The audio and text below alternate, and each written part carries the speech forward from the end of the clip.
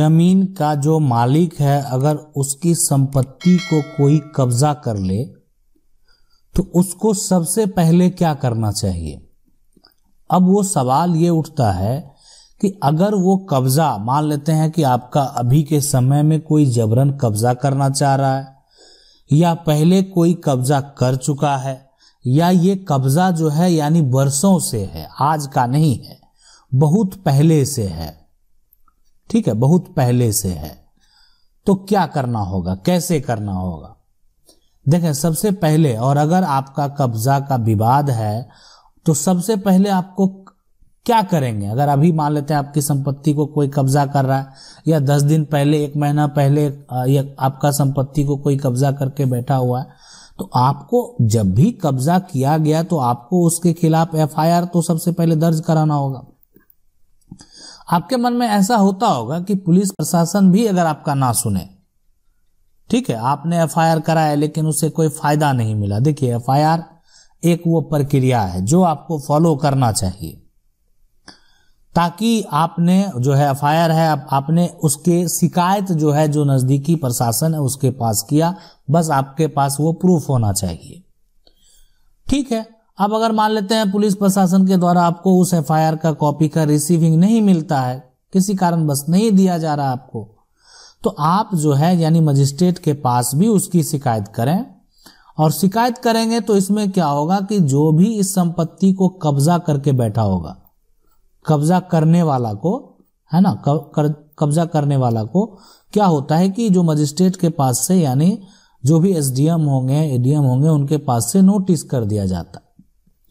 Notice करने के बाद हो सकता है कि इस पे धारा 144 भी लगा दिया जाए, यानी कि और किस प्रकार से इसको रोक दिया जाए। अगर मान लेते हैं किसी प्रकार का मारपीट का नौबत है, ऐसा लगे तो हो सकता है कि 107 भी कर दिया जाए।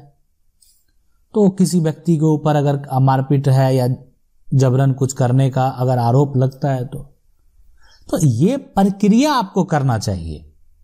ठीक है। अब इससे ये सवाल उठता है कि मान लेते हैं ये सारा आप कुछ कर रहे हैं लेकिन आपका उससे कोई कब्जा खाली नहीं हो रहा है, किसी प्रकार का कोई फायदा नहीं हो रहा है, तो आपको क्या करना चाहिए। देखिए ये काम तो करना ही चाहिए। मान लेते हैं पुलिस प्रशासन आपने जो है सब कुछ किया लेकिन फिर भी आपके वो खिलाफ है, दूसरे पार्टी से मिले हुए हैं, तो आप सबसे पहले उसके खिलाफ जो है मजिस्ट्रेट के पास केस फाइल कर दें। केस फाइल करेंगे, मान लेते हैं ठीक है दूसरे पार्टी से मिला हुआ है, लेकिन यहाँ पे तो दोनों पार्टी को जवाब देना पड़ेगा। और ये जमीन का मामला है, यहाँ पे सबसे बड़ा सबूत दस्तावेज होता है। जमीन का दस्तावेज यानी जमीन का संपत्ति का टाइटल जिसके पास है वो संपत्ति का मालिक है, और उसके पास अगर पूरा डॉक्यूमेंट है वो संपत्ति का मालिक होगा। अब है कि जो कब्जा करने वाला है वो आज से कब्जा करके नहीं बैठा हुआ है, कब्जा करके वो कम से कम जो है कई सालों से बैठा हुआ है, ठीक है। तो उस केस में अगर वो जो कई सालों से है तो वो अगर ऐसा देखा जाता है कि अगर वो 12 साल से अधिक समय से कब्जा किया हुआ है, अब 12 साल में अगर यहाँ पे आप देखें कि बीच में आपने ना मजिस्ट्रेट के पास केस फाइल किया, ना कोई पुलिस थाना में आपने FIR किया या अन्य कहीं पे भी आपने किसी प्रकार का उसके खिलाफ एक्शन नहीं लिया, अगर आप लिए हैं ठीक है तो बिल्कुल आपके पास वो अगर प्रूफ है,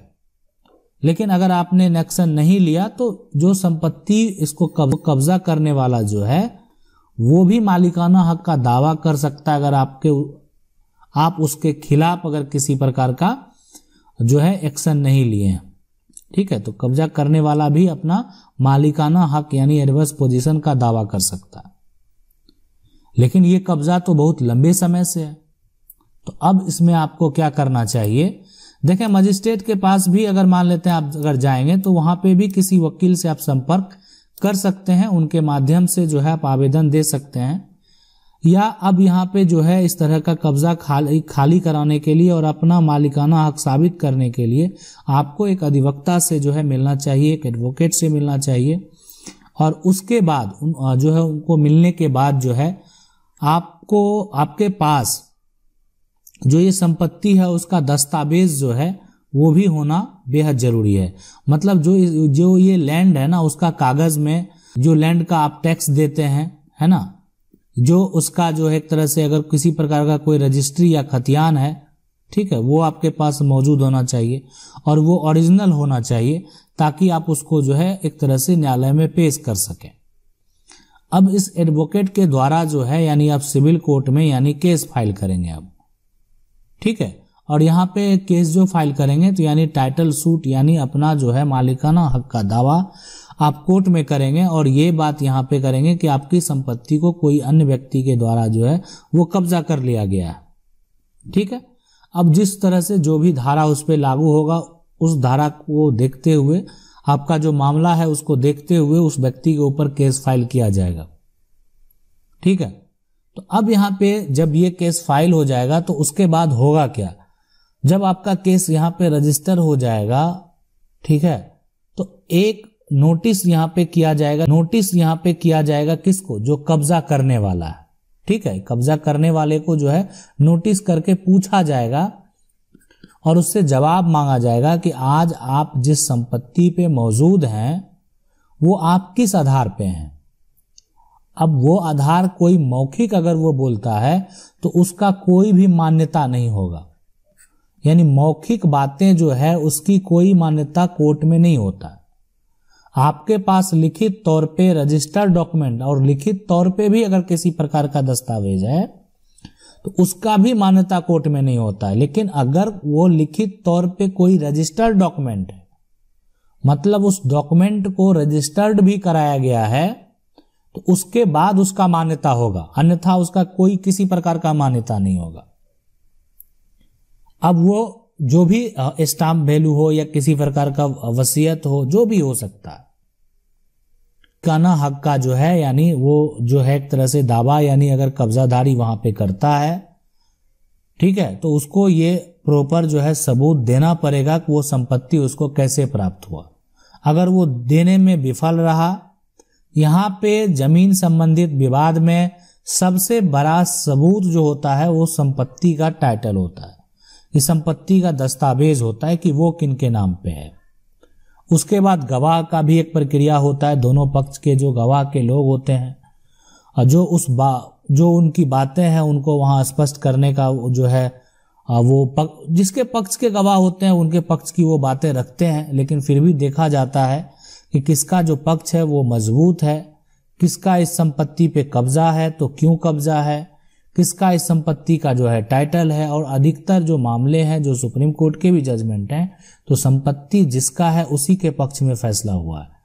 अब ये सवाल उठता है कि ऐसा क्या कब्जाधारी के पक्ष में कोई फैसला नहीं हुआ? तो बिल्कुल हुआ है, कब्जा करने वाले के पक्ष में भी फैसला हुआ है, लेकिन उसके बहुत सारे ऐसे कंडीशन है।